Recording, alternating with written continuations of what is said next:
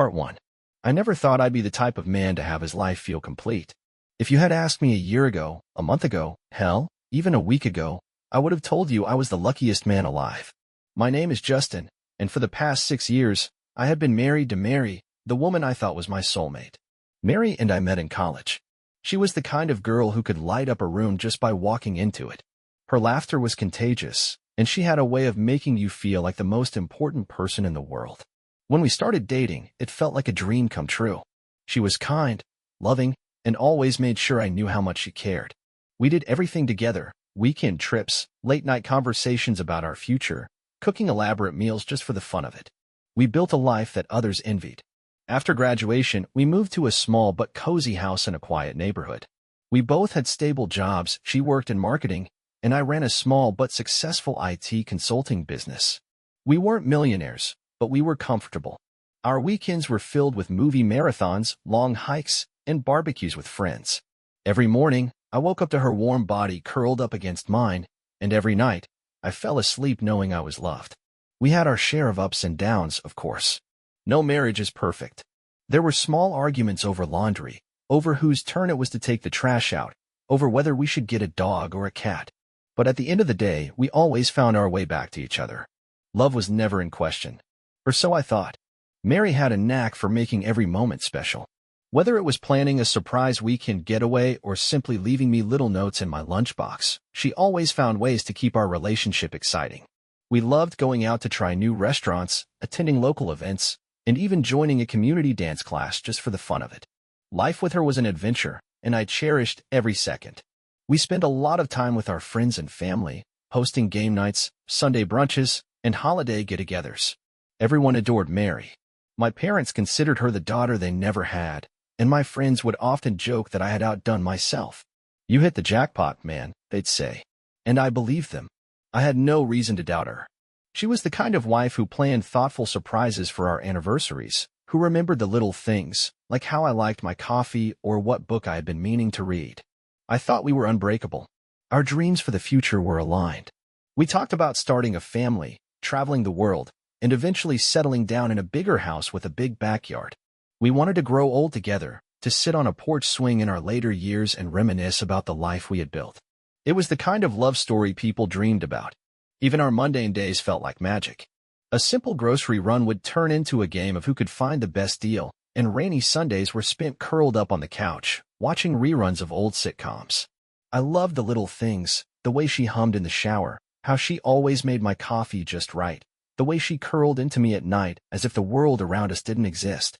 It was these small moments that made our love feel eternal. We had so many traditions: Friday night takeout from our favorite Thai place, road trips every summer, handwritten love letters exchanged on anniversaries. We made each other playlists filled with songs that reminded us of our happiest memories. Every part of our life was built on love, on trust, on an unshakable foundation of partnership. I remember the vacations we took, the nights we spent talking until the sun came up, the simple joy of making dinner together after a long day. We would dance in the kitchen, laughing as we fumbled over the steps, and end the night tangled in each other's arms. I was convinced that nothing could ever break us apart. There were no doubts in my heart. My world revolved around Mary, and I had never been more sure of anything in my life.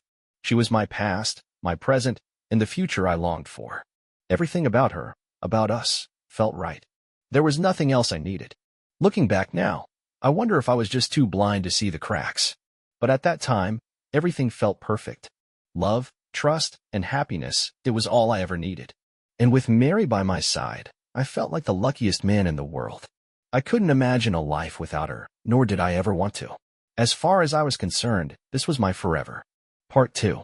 The holiday season had always been a special time for Mary and me. We embraced every tradition, every little detail that made this time of year feel magical. The weeks leading up to New Year's were always filled with excitement, picking out gifts, decorating the house, and planning the perfect celebration. It was one of those traditions that made life feel full, a reminder of how lucky we were to have each other. This year was no different. The first week of December, we sat down together with steaming mugs of cocoa and drafted our shopping list. We had a rule: gifts had to be thoughtful, something that showed we truly knew and appreciated each other. It wasn't about money. It was about love. Americans love the spirit of giving, and we were no exception. Mary had always been incredible at finding the perfect gifts. She had a way of remembering the smallest details, picking out things that seemed insignificant at first but turned out to be exactly what someone wanted. I wanted to match that effort, to put just as much thought into my gifts for her. She deserved it.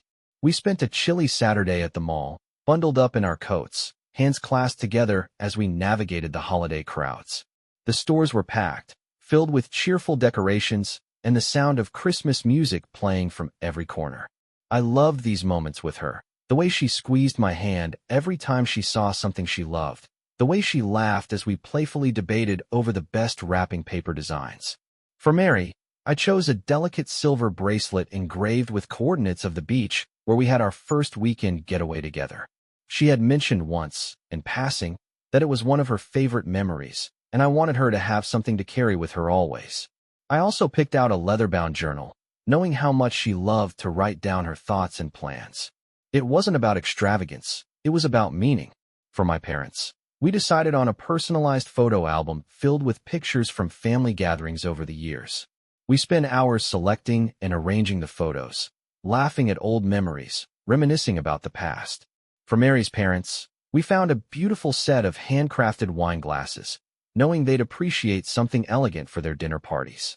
The most fun part, though, was shopping for our friends.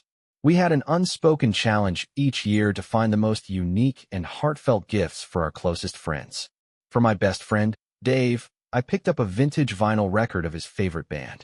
For Mary's best friend, Lisa, we found a stunning cashmere scarf in her favorite color. Every gift was chosen with love, with thought, with care.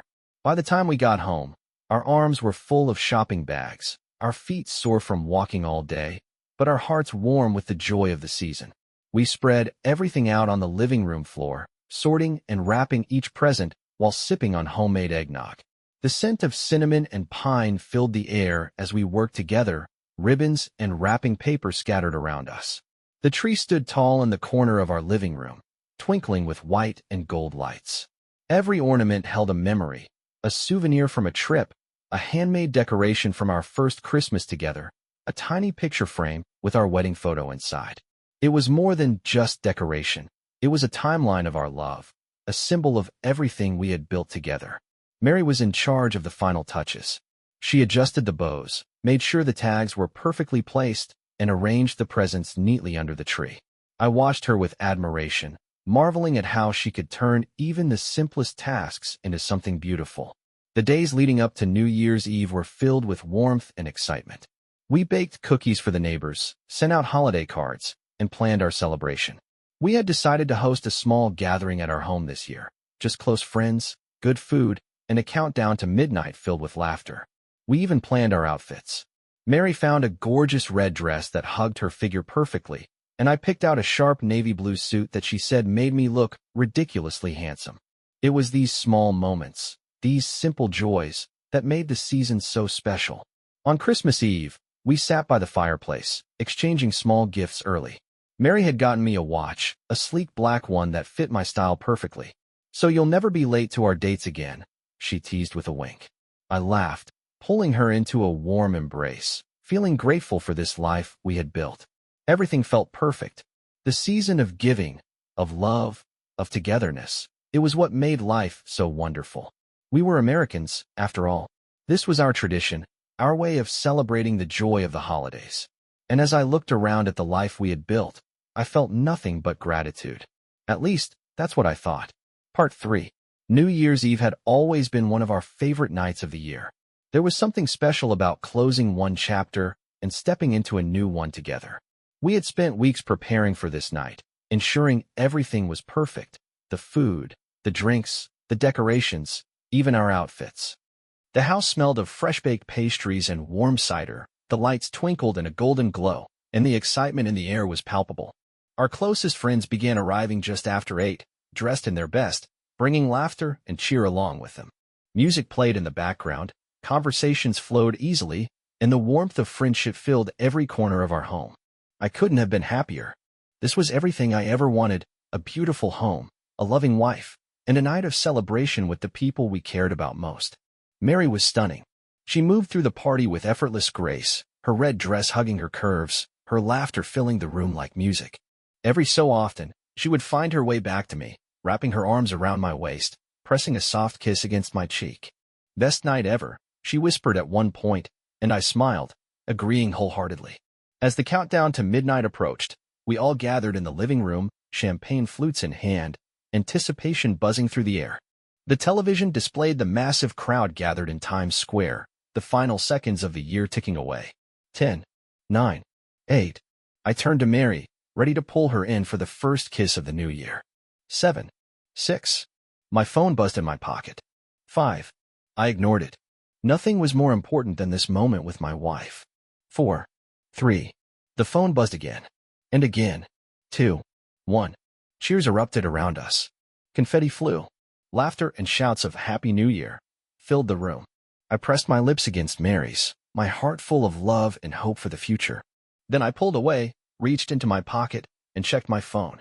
One unread message from an unknown number. "Happy New Year, Justin. You deserve to know the truth."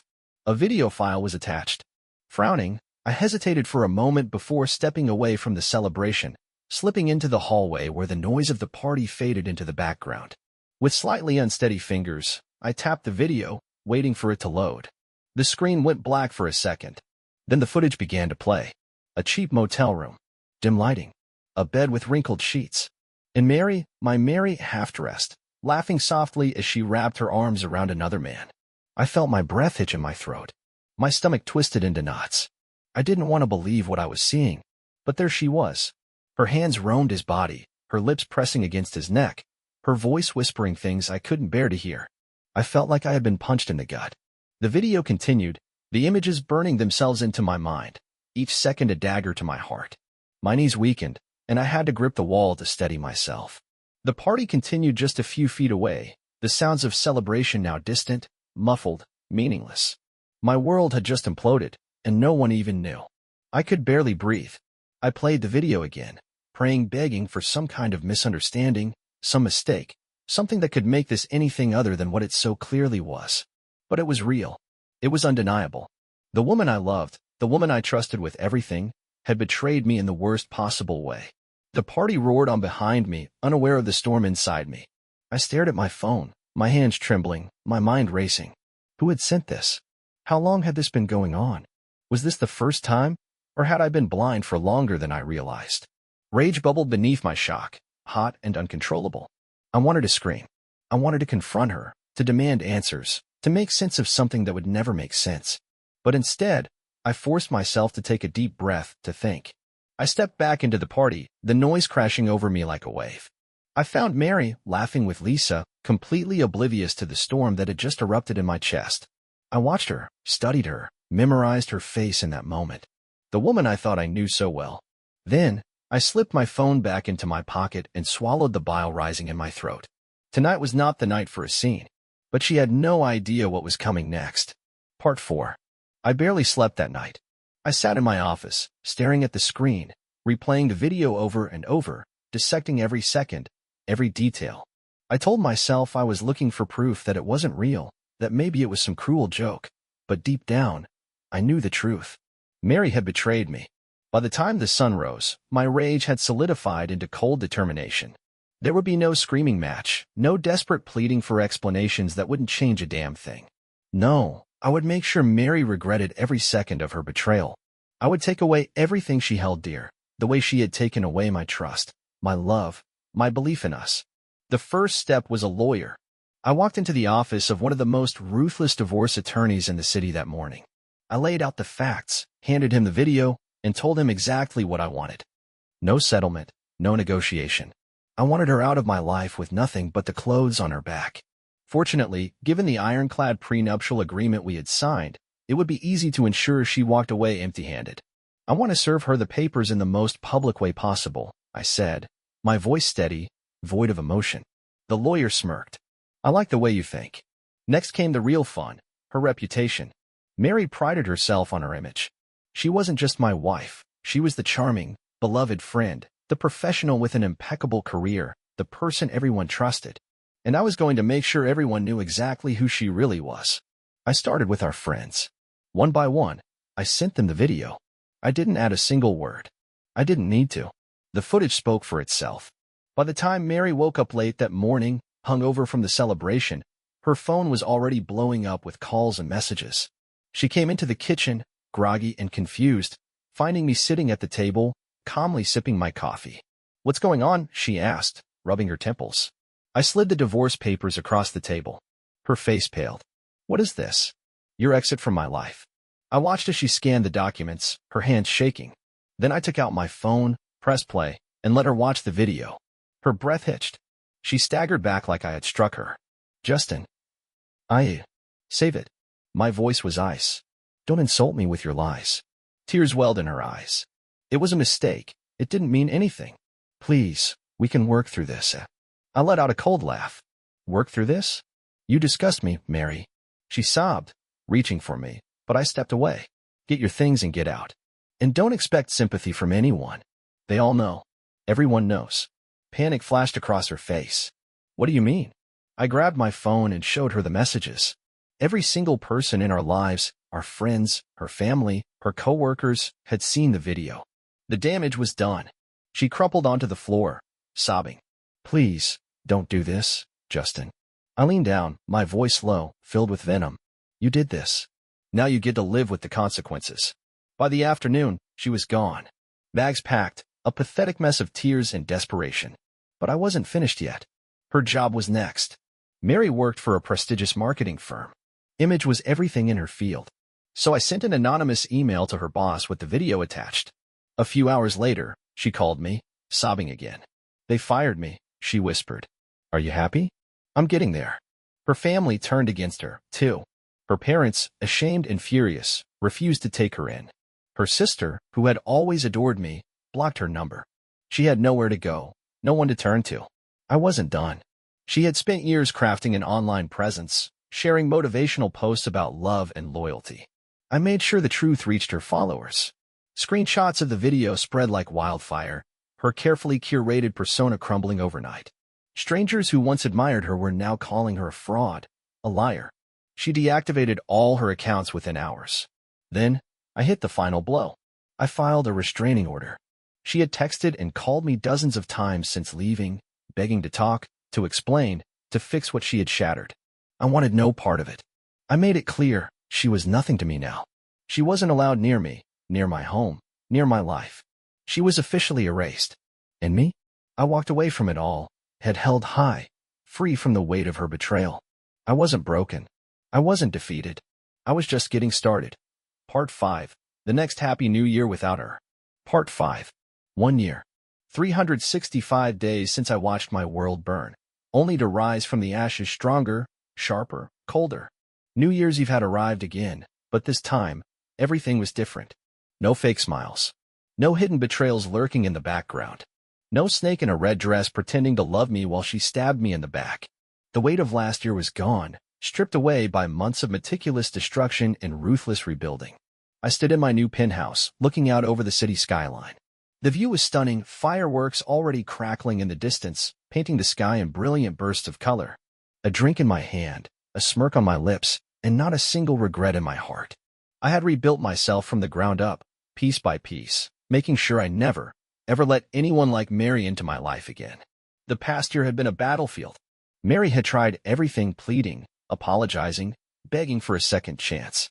She had sent letters, emails, left voicemails sobbing about how she had lost everything. She had even shown up outside my lawyer's office once, a shell of the woman she used to be, makeup smeared, hair disheveled, desperation dripping from every pore. She wanted me to forgive her, to take her back, to be the safety net for the mess she had made of herself. Instead, I had walked right past her like she was nothing more than a stranger on the street. I had given her everything, and she had thrown it all away for a few hours in a motel with some loser. Now, she had nothing. She was barely surviving, working some dead-end job, struggling to afford rent in a crummy apartment. No friends, no career, no reputation. Her once perfect social media accounts were long gone, the comments and backlash too much for her fragile ego to handle. And me? I had never been better. I had cut away every toxic remnant of my old life and replaced it with something unbreakable. My business had expanded. I was making more money than ever. I had hit the gym relentlessly, carving my body into something powerful, something indestructible. And I wasn't alone tonight. A soft laugh rang from the kitchen, pulling me from my thoughts. I turned to see Ava, the woman who had reminded me that love wasn't just a lie told by manipulators like Mary. She was different, strong, confident, loyal. She knew everything that had happened, and instead of pitying me, she respected me for how I had handled it. "Enjoying the view?" she asked, walking over and sliding her arms around my waist. I smirked. "The city looks incredible tonight." She rolled her eyes, knowing exactly what I meant. "I hope you're not thinking about last year." I took a sip of my drink, letting the warmth burn down my throat. Not at all. And it was the truth. Last year was dead. Mary was dead to me, and I had never been more alive. As the countdown began, I pulled Ava closer, feeling the energy of the moment surge through me. The past was gone, buried beneath the ruins of the woman who had betrayed me. I had come out on the other side, not just surviving, but thriving. 10, 9, 8. I thought about how different this moment was from last year. No phone buzzing with a message designed to shatter me. No illusions of love masking the lies beneath. No betrayal hiding beneath soft kisses and whispered promises. 7, 6, 5. I remembered every detail of that night. The way my stomach had twisted when I saw the video. The way my world had collapsed in an instant. But instead of pain, all I felt now was power. Because I had won. 4, 3, 2. I imagined Mary alone somewhere. Miserable, drowning in the wreckage of her choices, her memories a prison she could never escape. I pictured her scrolling through old photos, crying over the life she had thrown away, knowing she had no one to blame but herself. She had chosen to betray me, and I had chosen to destroy her. 1. Ava's lips met mine as fireworks exploded outside, the city erupting in celebration. This was how a new year was supposed to begin, without baggage, without betrayal, without the weight of a woman who never deserved me in the first place. The past was gone. The future was mine. And for the first time in my life, I welcomed the new year with nothing but satisfaction. Happy New Year, Mary. Wherever the hell you are.